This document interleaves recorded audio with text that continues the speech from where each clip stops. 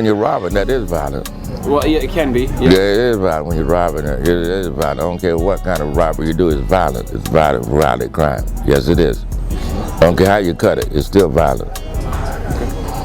Did you ever get arrested during this time? 100 times. Well, I go, Mike can tell you, I've been to a lot of places. Universities, high school, kids, like I do sometimes, talk to them right here in the street. Tell them it's a no-go, don't try to be no Frank Lucas. Forget the guy on the corner with the big gold chains hanging around the neck and the Korey watches and all kind of whatever they got on. Don't pay it no mind, because it's all bullshit. You ain't gonna do nothing but go to jail sooner or later. Don't try to be me, because you try to do it like me, you go into jail, no possibility of parole, and when you get out of jail, the only way you're gonna get out of jail with a tag on your toe. You're not gonna do it. We're doing the shit over here. We need to go to work, man. No, we do. And this country need to put the people to work, so they can afford to send the kids to school.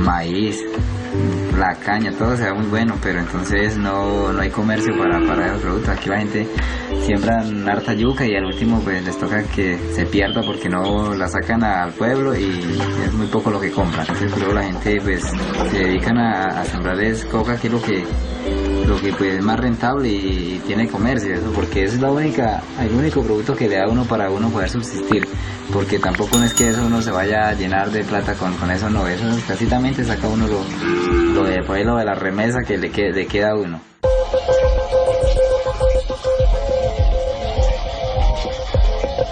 Ahí se destapa esa caneca por debajo, se saca esa CPM, ese CPM cae a otro tambor.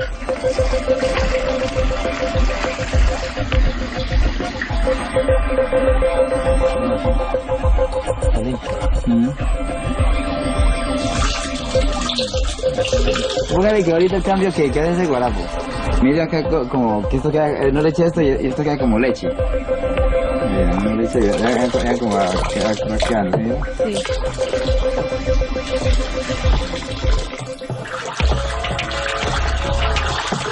Entonces ya vuelve y se le echa más a CPM, se guarape otra vez. Ahí ese CPM recoge la mercancía que tiene el guarapo ese que se cortó. La mercancía queda en el ACPM. Se le echa 3 litros de agua con unos 30 centímetros de ácido. Eso se guarapea.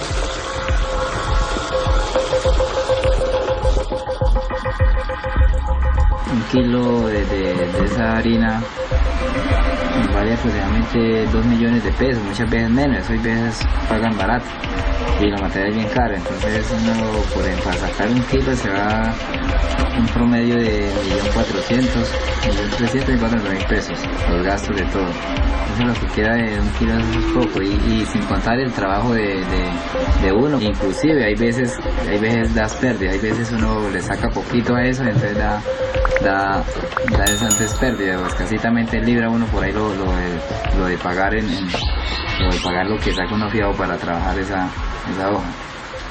Tape la manguera.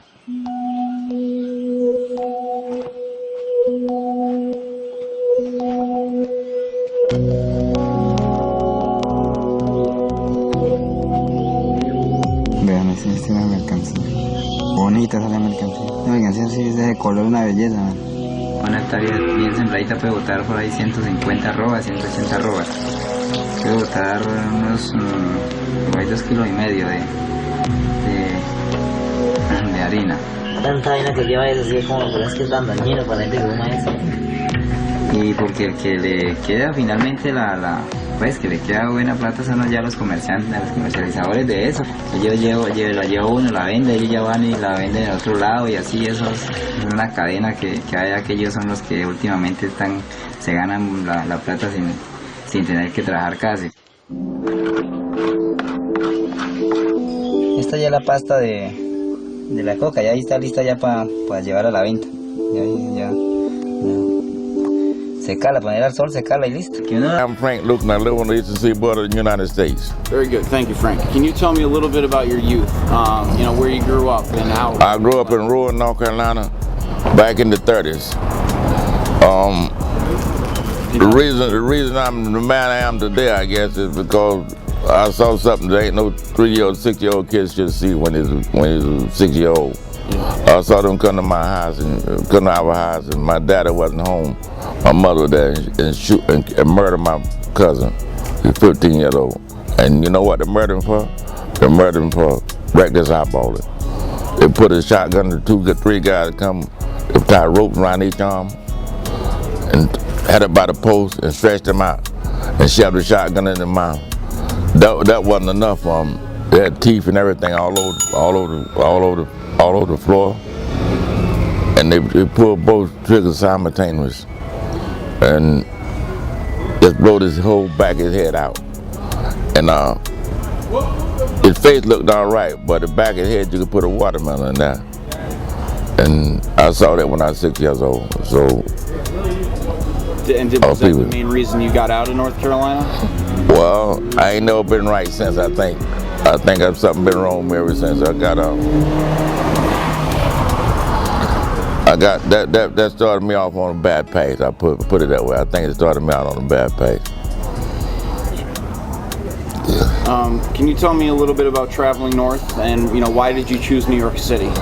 I didn't choose New York City to start with. I chose Kentucky, Lexington, Kentucky. I lived 169 and a half Carfax Street in Lexington, Kentucky with a lady named Miss M. And stayed there for a while. Got arrested, left there, went back to Wilson, North Carolina. Stayed there for about 3 months, left there and migrated to New York. Why'd you come to New York? I heard about New York, heard about Harlem. I heard about the whole situation up here. Black people were doing good, which we wasn't doing. We were slaves down south, really. That's all we were, slaves down south. But I got here, people had plenty, good old boys. Everybody had money, everybody was doing well, and a fist full of money all the time. And that's why I come to New York. When I got to Harlem, I got off, I kissed the street. Kissed the street. Hello Harlem, USA, I said. I'll never forget it. And from that, everything fell in line from that. How old were you? 13 or 14. You were 13 years old? 14, maybe 13, 14, something like that. I might have been 15, I'm not sure. Wow. That's been a long time ago. Who did you know? Who did you know coming up to New York City? Did you know anyone? Nobody. I know nobody. And you just came to Harlem? Just came to Harlem. All right, so what was the process? What happened when you got to Harlem? Well, I didn't have no money, not a dime, not a penny in my pocket. So I did what all the full-blood American kids would do, started robbing.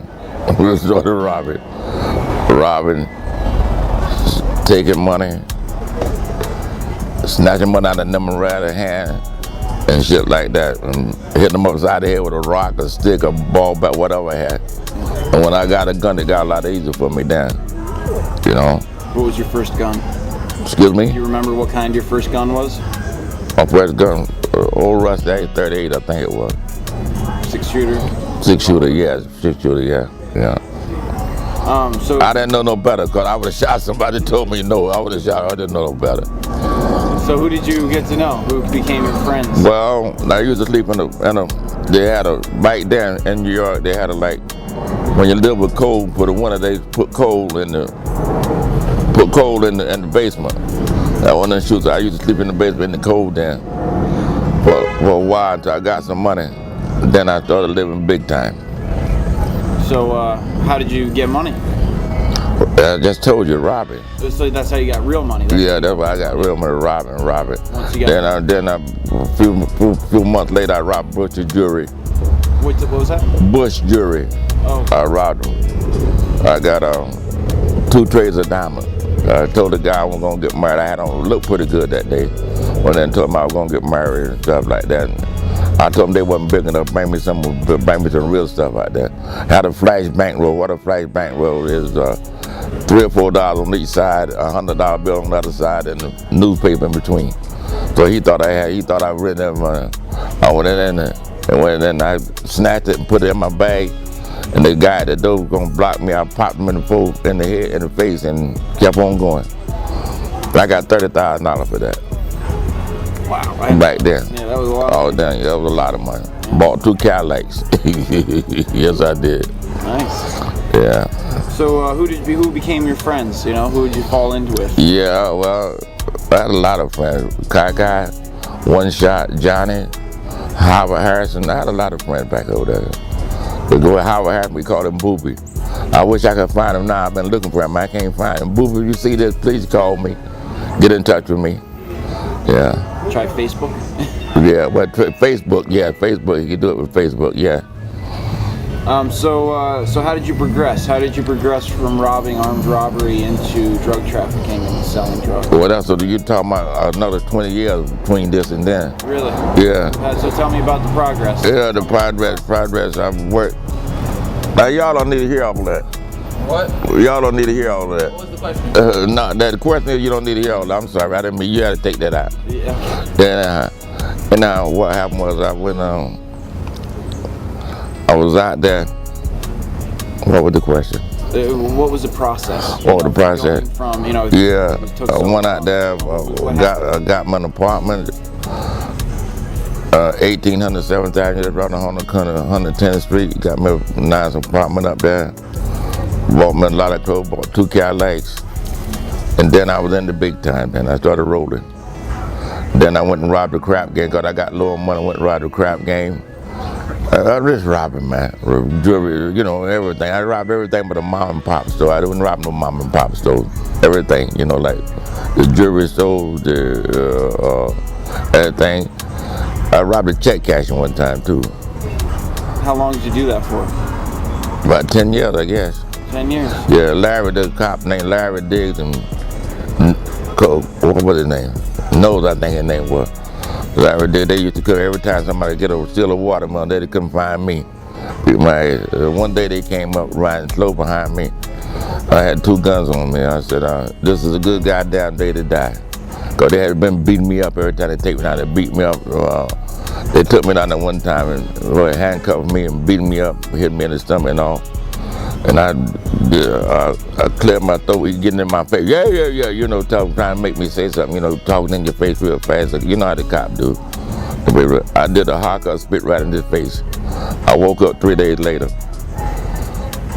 They took me out, man. They took me out, and I wasn't gonna go through that no more. This is a good goddamn day to die. They roll on because they know I was finna die right there. You know, I was finna kill them, but they gonna kill me. I want to take my guns out and start the shooting, you know. If they got out that car, that was it, you know. But they kept on rolling, and I'm glad they did, because I'd have been in the electric chair now, probably, because I took 2 cops, you know. Now, were these crimes that you committed, were they violent? Were they violent crimes? Who?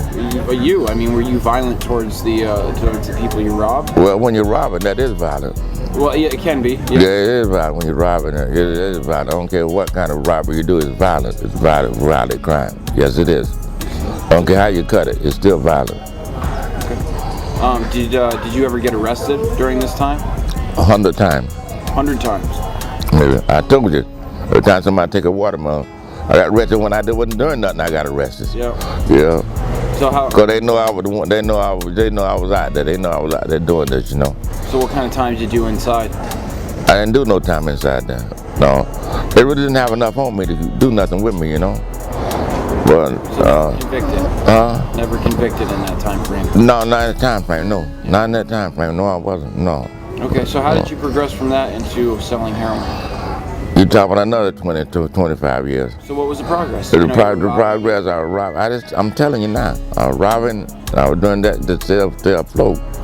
Then I met this guy, cousin named Fletcher. We called him Bori. He was a junkie. And he showed me how to start doing this. He told me I could make money doing this, and I looked into it and looked like I could make money. And I started back then. I started doing that. And then one day after that, I started getting it from an old guy named Pop in the bar. I did pretty good. I counted my money one day. I had like $1,200,000 I hadn't counted. You know, I was doing hand-to-hand combat myself, and I got the ride, wouldn't do nothing else. Then got broke again. So now I'm hustling pool. You know, I'm hustling pool, hustling with this guy named Ice Pick Red, which is a story within itself. The Ice Pick Red was a tall, skinny guy. About 160 pounds, about 6'3". And the guy for 9 times, what you call the wise guy for 9 times, you tell him to do hits for him. He'd stick an ice pick in your heart and keep on walking. They couldn't figure out who was doing all the killings, but Ice Pick Red was the man. And he was that kind of guy. He would kill you in a minute. So we was in the pool, shooting pool. I had nothing in my pocket, maybe $100 in my pocket. I said, I got maybe $100, I pay you. I don't want no punk to pay with no $100. But then he took out this roll to 10 grand. He had 10 grand bankroll. He said, do you want to play pool? Or do anybody in here, any punk in here got no money? He was telling me, put it up, match this shit. I don't think he really want to play pool. They want to show off his money and shit, you know. But he didn't know that was my money. Because when he went outside, it was my money. One with the other, it was my money. As soon as he went outside, I was going to take it. I was going to kill him right there, you know. Anyway, Bumpy, you know how pool room is, all smoky, loud music and everything. Come in, when Bumpy walked in the door, I didn't know who it was. He walked in the door, you could hear a rap piss on cotton in China. You know, everything got real quiet. I looked around, naturally, I turned around, looked around, the other guy standing about 5'9", with a dark complexion guy, a blue tie like a red, a blue suit, like a red tie, pair of rolls in his thing and everything. I said, oh my God, like sitting in the podium walking into a junkie den, you know. And he asked me, can you beat him? I said, yes, sir.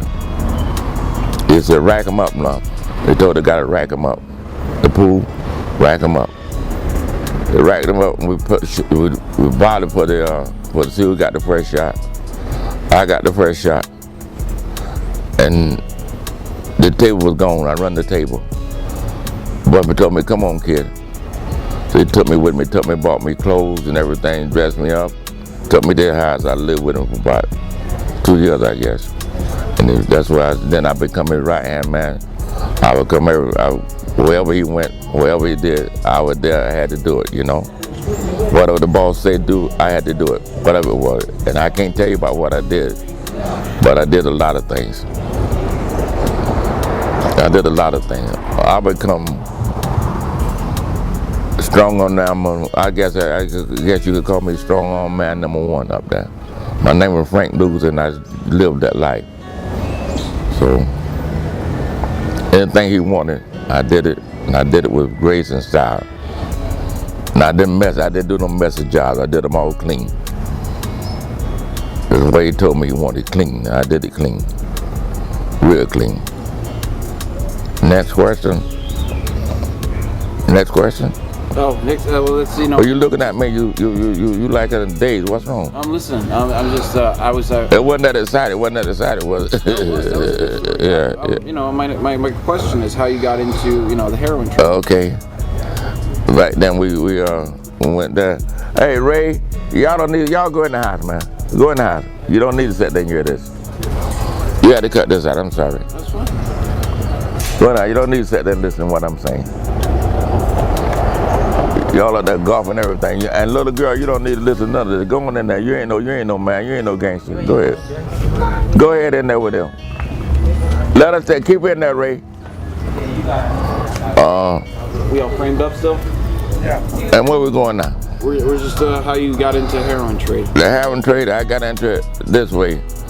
In the afternoon, There used to be a news broadcast come on in the afternoon back in the 60s and 70s. Guys were named Bill Butel and Roger Grimley. Good in the here now at the news. That's the way they come on. And they used to tell you about the guys in Vietnam getting high. You remember the Vietnam War? Guy over there getting high and shit over that thing, and one of the two soldiers and all how they doing it. They were just ripping the military apart, really, about the guy getting high and stuff. I kept on hearing this for weeks and months, and I went to my boss, which was Bumpy Johnson, and asked him, could we try to get over there and get some of that, get some of this money? He said, no, we're not gonna get into drugs now, Luke. So I couldn't touch it then. When he died in 1968, that was my time. I decided to go over there. I didn't have no money, but I know the old Bumpy over $4 million out there, $3 million I think was out in the street. And I went and collected the money. One person gave me trouble, but that soon ceased. He come around there, I got all the money. I put the money in the Chase Manhattan Bank here. Because Chase Manhattan, I put in different branches of Chase. But back then, Chase had branches over in Vietnam. I checked it out. I mean, overseas in Bangkok, I know that. So I put the money in here. I didn't have to carry no lot of money with me. All I had to do is go over there and draw it out. So I went over there, found out I really didn't need no money over there, you know? I really didn't need no money over there. They wanted $4,200 per key. And over here they were paying $60,000 and $70,000 for it. So I was getting mine like dirt cheap, you know? And I went there and got my load. I went over there. Took me a while. Took me about a month. You went over? Yeah. Oh, really? Went over there. It was about a month. I went to ask some GIs and went to the different clubs where the GIs hang out at. And I would get this soon when I thought it was high enough to talk. I didn't talk to him. Find where maybe it had some guy. Then here come the Chinese and the Viet Cong. Oh, not Viet Cong, but the people in Thailand. They were coming to me. And all kind of people coming to me. I got 30, I got 40. The word is out that I needed something, you know. And one day after about a month, here come a guy in a Rolls Royce, white Rolls Royce, red interior. Go up and jumped over the car later. Now I still don't know his name, but I call him 007 because he looked like Sean Connery, you know. And he took me up. We went for a ride. Went up in the mountains up there where we could look over the city of Bangkok. Look over the city of Bangkok. He told me whatever I wanted, he could get it for me. But I know he worked for the government. He worked for the government some kind of way. I don't know what position he had in there. I wouldn't tell you if I did. And he worked over there and he said, I can get anything you want. He said, first of all, we're gonna need $125,000. So I said, okay, what else? He said, you don't have to pay me all. Yeah, I said, yes, I can pay you for everything. He showed me he went and got the thing, he showed it to me, with the 300 keys. He showed it to me, bam, everything, he showed it to me. And then what he did was, he took me to the place. I didn't pay him quite all the money then. I had to owe him some, because I didn't want to get broke, you know. And he carried me this guy was, I can't tell you his rank, but he had a lot of stuff on his shoulders and stuff. He said, went to him and he asked him about it. He took me with him. He said, yeah, I said $125,000 or whatever you doing, you know. And I put on the plane, they told me where to be, what day to be here, what day to be in Fort Bragg. I think it was Fort Bend in Georgia, Fort Bragg, North Carolina. I got them all over the place. I can't remember where I got it from. And I went there, I got the load and came back. And the rest is history. Say that again? The rest is history. Yeah.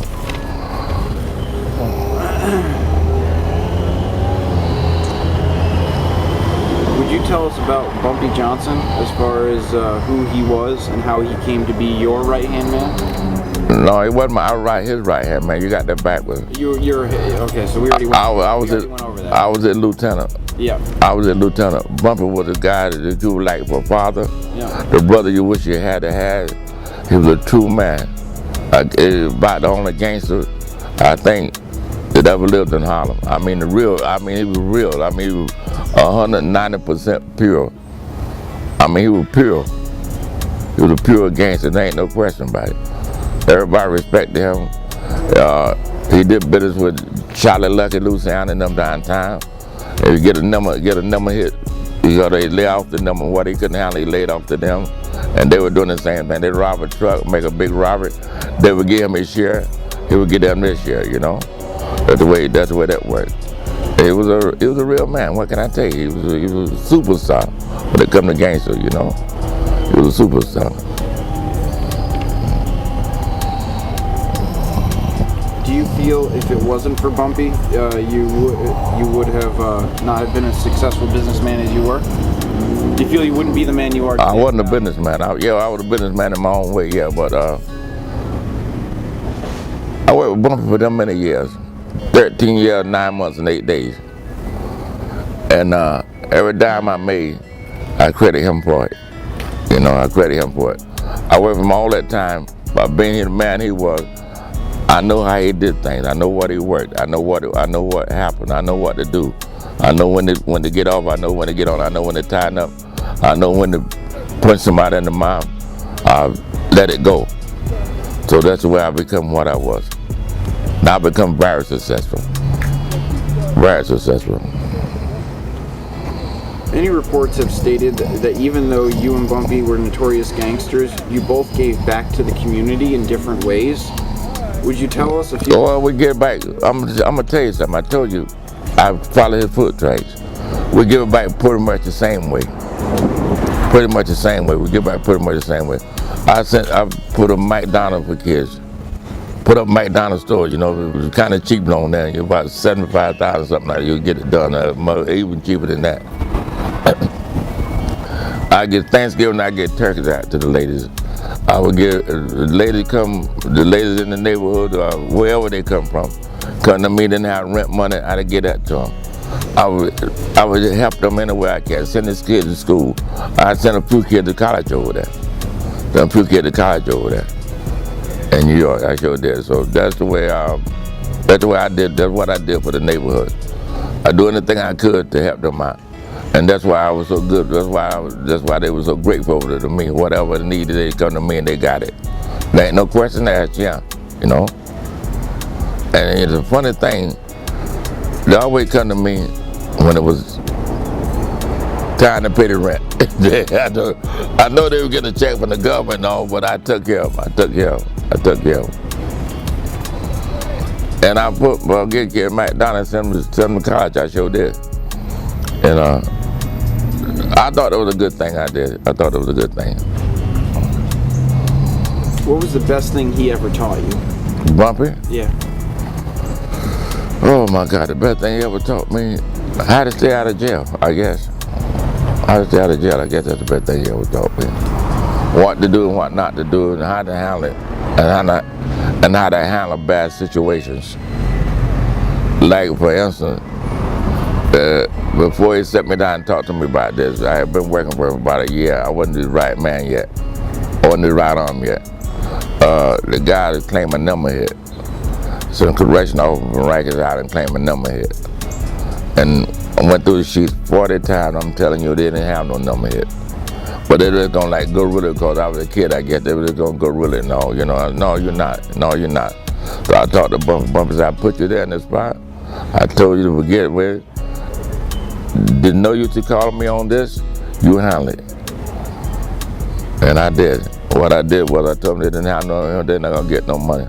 The guy told me he pulled his gun out and he said, well, that's about 3 or 4. He doesn't come about 5 or 6 times before that. This time he pulled his gun out. I ducked behind the counter, he fired. I ducked behind the counter and going behind the counter and started firing back.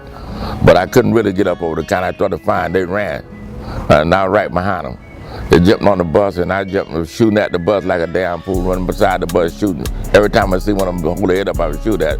One of them trying to kill people on the bus. I broke all the bus windows out, you know. But I had one of them automatics. I almost broke all the bus windows out. And it was all over the news that day. Walter Winter, I don't know if you know who he was. You never heard of him, I guess. A great reporter in New York. His name, Mike, you ever hear him, Walter Winter?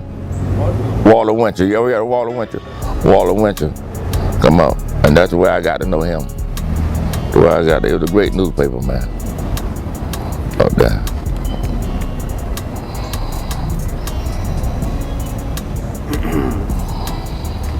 Can you tell me a little bit about traveling from Thailand through the jungle to Vietnam during the Vietnam War? Was that a terrible? Oh man, now you're gonna get me sick. They were gonna go up to get a load. I wanted to go see where they made it at. And 007 tried to get me not to go. He said, well, I'm not going, Frank. You're on your own. He give me the 28 mules and about 30 some people with me. So we went up there. It took us about a week to get up there. I guess we crossed every damn river in the Mekong Delta. You know, one river to the next river. You know how the rivers run through. They run every 10 blocks. You got another fucking river going through that. Anyway, I went up there. Took us about a week to get up there. No, we got there all right. It took us about a day and a half because I wanted to see the process, how to do it and everything. And you come through this little hole up. There ain't no vehicle to get through that. Come through this little hole up there. The little hole about big enough, I guess, for 3 of us breasts to get through there. Now, you come out in a big opening. I mean a big opening, about big as from here to New York, I guess, you know, a whole lot of the stuff. And they had it camouflage over them nets. Camouflage. You ain't never seen them in the poppy seeds in your life. I mean, there was nothing but poppy back there. They had this big old hives where they were making it at. There was one of the hives was like a barn. They're making and processing it there. Now I want to see how they were doing it. I don't know no more now than I did before because I couldn't tell you how to do that shit. And we can't, on our way back, we got a load on our way back. And we would jump in the middle of the jungle. We jumped up there. They came up there. They came up there and they were going, there's a robbery. And the guy took cover and started shooting. It was a hell of a shooter. I was behind a log, find my little gun, bam, once in a while. I didn't see what the hell I was firing at. Anyway, they took the food and 6 other animals. The son of a bitch lucky enough to get the one with the food on it. And you know what? It was a hard time from that on getting back. It took us about 3 weeks to get back. I got sick up there and the thing like I had malaria or something up there. Cold chill. We're eating everything we could find, worms, everything we could find up there. Yeah, hey, don't shake, you'll eat worms too if you get hungry enough. And I want to tell you something else too. They came back, they went hunting one day. They hadn't had nothing to eat really about a week. I mean, nothing really to eat, you know, frogs, there's snakes, anything we could find to eat. And we ran out of them, I guess. I come back, I was laying down, I was sick, I was sweating profusely. And they come back with this animal, you know, on a stick.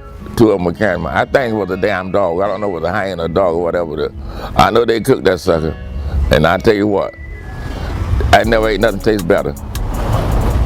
Oh, it might have been a dog. I think it was a dog. I really believe it was a dog. But the dog, a hyena, one of them suckers, you know. But whatever it was, we ate it, and we came out of there. And they took it and cooked it. And we couldn't eat. We carried the rest of that with us. That made us survive coming back. I got sick. I think I had malaria or something up there. I was sick for about 3 days. I couldn't hold my head up all it, man. They went and got some of them. They know what to get. They got some leaves and stuff and cooked it, and I had to drink it, man. I had to drink that nasty tasting shit, man. That sounds but it got me well. Yeah. It got me well. Yeah, it didn't get me well, but it got me where I could travel, you know. Yeah. Okay. I bet it was nice getting back. Yeah, but nice getting back. The bed ain't never felt so good to me in my life. So, question. How did you get the load from Vietnam to the United States? Military transportation. Can you tell me about it? I just told you about it a few minutes ago. I told you that I went to see this this person in Vietnam. I mean Vietnam. I mean in the military camp, and they had to pay them $125,000. Yeah, and we get it. We just bring an atomic bomb back, I guess. Everything you want to bring back. They didn't say when you get on that plane, that nobody. But the DEA did delete one of our plane one time from the middle of the sea, from the middle of the ocean. They deleted. We got onto it. We heard about it before. I missed that point. We heard about it before. So we decided we gonna go. We know they're wrong. We know they're gonna stop one of them. So we said, oh yeah, ain't got a cop now.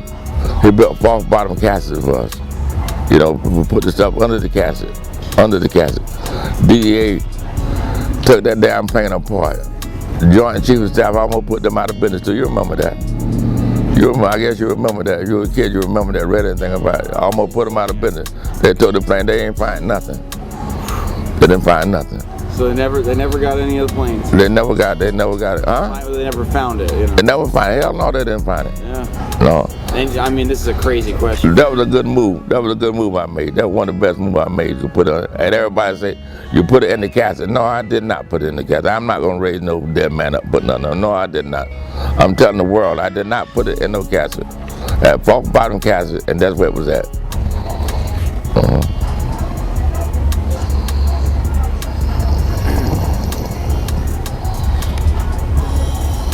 Okay, let's real quick. This is you have a lot of reports state that you were a very violent man back then. That you would hang people from the George Washington Bridge or threaten to. Bullshit. No. Bullshit. That's all. Make up. You say, he say, I say. That's not true. I never hung nobody from the George Washington Bridge. I was listening to something on the way over here. It said you made this guy. You told him you were gonna hang him off the bridge. Well, I might have said I hang you off the bridge, but I did not say hang nobody off the bridge. He said that he defecated in his pants. Yeah. Made him eat. No, that's not true. That's bullshit. That's bullshit. I know about that. That's bullshit. That's bullshit. That's not true. None of that. Hey, you going to go by hearsay. You taking them my mom. Nah, no, that did not happen. Geographic, I think. That did not happen. I'm the man. I'm the one that would come through, and I'm telling you it didn't happen. Okay. Let's focus on on your new life. Could you tell us about your new life and how you help to wish to help American youth stay away from drugs and criminal activity?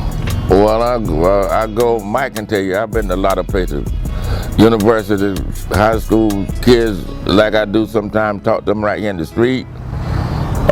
Tell them it's a no-go. Don't try to be no Frank Lucas. Forget the guy on the corner with the big gold chains hanging around the neck and the Korey watches and all kind of whatever they got on. Don't pay it no mind, because it's all bullshit. You ain't gonna do nothing but go to jail sooner or later. Don't try to be me, because you try to do it like me, you go into jail, no possibility of parole, and when you get out of jail, only way you're gonna get out of jail with a tag on your toe. You're not gonna do it. You can't be Frank Lucas no more. You just can't do it no more. I couldn't even do it no more now. I know I can't do it no more now. You can't do it no more. They got too much intelligence out there and shit like that to stop you. You can't do it no more. You just can't do it no more. Simple as that. So you go out and you spread a positive message and help. Yeah, I'm planning on, through my foundation, I get there. I'm planning on going from Fairbanks, Alaska to Rio de Janeiro, Brazil. From Rio de Janeiro, Brazil to Hawaii, from Hawaii back across this country. Talking every time I can possibly stop in, everything I can probably do. I'm talking maybe a 3-year adventure. To probably stop the kids from doing that. 2 years anyway, it's easy 2 years. So I'm gonna stop in every time I can stop in. And my foundation, I hope soon I'll be able to afford it to do that. That's just what I want to do. What's the name of your foundation? Can you tell me a little bit? The Frank Lucas Foundation. Frank Lucas Foundation. Right, Mike? When Frank you Lucas. started? 3 or 4 years ago. 3 or 4 years ago, after the movie, right at the movie time. Mm-hmm. You need to send a check. What's that? You need to send a check. Okay. For real. That's no bullshit. You need to send a check. Don't laugh it off. I need to send a check? Yeah. To who? To my foundation. Okay, I'm a court. Send it to Mike. Send it to Mike right now. All right. I got a few dollars. Whatever you got, send it down for every dollar help. There you go. That's a great thing. How important is it to you to keep youth away from drugs? Is it like the #1 thing? How important is it to me to keep youth away from drugs? How important is it to keep youth in general away? You know, Keep me away from drugs? No, keep youth, not you. You know, What are you saying? Keep youth with me or the youth? No, I'm talking about the youth. The youth. The youth, okay. You know, It's important to me. You know what I would do? To keep them away from drugs is so important to me. I would go the rest of my life right now if I keep them away from drugs. That's how important to me. So, man, hey, man, we need. Hey, listen, let me tell you this. I want you to understand this. Kids, the youth, we done lost the whole generation. Kids got to go to school to get their education. They got to go. They got to go down to Wall Street and see about the bathroom. They need to go to school. You need to go to school, man. You need to get a legitimate job and don't go in the street try to be a wise guy. Because you're going to wind up being a goddamn bum like me about it, you know? You don't want to come out and be like me, come out there and like me. You don't want to do that. You want to go to school and become President Obama, state senator, teacher, whatever. A janitor. That's a job that'll pay you money. You don't need it. You keep on doing this shit, you're going to jail. You can't stay out here doing this. They're gonna sooner or later they're gonna bust you, and you're going to jail. So you don't need it. You don't need it, man. We need it. We need our youth, man. We need our youth. We need this generation of kids. We need to get them straight, and we need to get on and get them straight and do the right thing. What we should do with them. Everybody need to do it, not me only. Everybody, every grown up in the street should be teaching the kids. Hey, man, you got to do this, man. You need to do this. You know. I don't care if it's grandma about word, man. I don't care about that. I don't care about that. You did it, I did it, and I was a damn fool. You want to be a damn fool too? You know? So speaking on that, what would you change? If you could go back, what would you change? What would change it? What would you change? If you know, what do you regret? Do you regret anything? I regret doing it. I'm very much about what I did. What I did was wrong. And that was terribly wrong what I did. I don't need to do that. So I didn't have the education. But I could have went and got a job doing something. I didn't have to do it. I want to drive the big Cadillac, the Rolls Royces, the Mercedes, and wear the big watch and the big gold chain. My shirt open to my belly button with big chains hanging around there. I had a bracelet on right. I had a bracelet with Frank in it. You can see it when you're in Washington, D.C., there wasn't no tree, you know, with the big diamonds in it and stuff, you know? You know, they call me like $100 grand, you know? But you don't need that no more. You don't. What is it for? What did it do for me? Mm-hmm. They garbage bullshit for me. That's what it did. Do nothing. You don't need it, man. The kids need to go to school. Need to talk to kids to go to school. We need more teachers. We need no policemen to stop it. We need more teachers. We need more police. We need more professors in school. We need a school thing, man. That's what we got to have. Over in China and everywhere, the kids are getting a great education. What are we getting over here? From what I see, it was Zook. From what I can understand, Zook, that's what we're getting from over here, you know? We get nothing, man. Well, I go, Mike can tell you, I've been to a lot of places. University, high school, kids, like I do sometimes, talk to them right here in the street. Tell them it's a no-go, don't try to be no Frank Lucas. Forget the guy on the corner with the big gold chains hanging around the neck and the Korey watches and all kind of whatever they got on. Don't pay it no mind, because it's all bullshit. You ain't gonna do nothing but go to jail sooner or later. Don't try to be me, because you try to do it like me, you go into jail, no possibility of parole, and when you get out of jail, the only way you're gonna get out of jail with a tag on your toe. You're not gonna do it. We're doing the shit over here. We need to go to work, man. No, we do. And this country need to put the people to work, so they can afford to send the kids to school. Was there anything else you want to add? Yeah, good luck and make this a good film. Very much so. Okay, good luck. I'm just a cameraman though. I don't know how I did. I don't know how I did. I got to ask Mike if I did all right. Anything you think you should add? Anything you guys want to ask? You did great. Cool, man. I really appreciate it. Thank you. Mike, anything you want to add to this? Nope, you did great. Just answered all the Nothing? Nope. Okay. You did good. We can always come back now and have another conversation. Okay. Well, you got to come back and shoot some more, I guess, sometime soon. Well, I shot some footage, you know, just yeah, in the neighborhood. But you got to shoot some more. Yeah. Well, I mean, this neighborhood, I know you shouldn't shoot. Don't take no.